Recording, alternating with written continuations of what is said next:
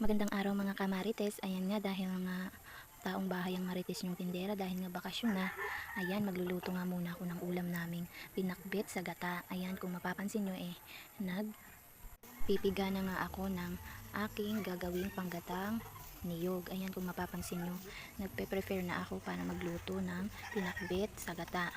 Ayan, dahil nga walang trabaho ang marites nyo ayan, dito lang muna tayo sa bahay magtrabaho ng gawaing bahay dahil nga matagal-tagal pa ang pasukan ayan, dito muna sa bahay ang duty ng marites nyong tindera dahil nga sigurado kapag meron ng pasok busy na naman ang marites nyong tindera sa tindahan dahil ngayon bakasyon muna ayan, dito muna tayo sa bahay mag duty para maayos ang ating bahay at pagkatapos nating magluto kakain na din tayo dahil nga medyo tanghali na this time kaya minamadali na nga ng marites nyo ang pagluluto.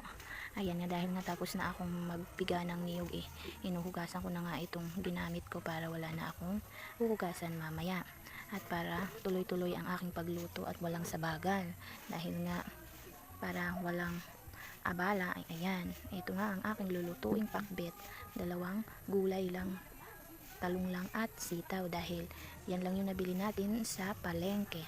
Ayan, magluluto na ang marites nyo.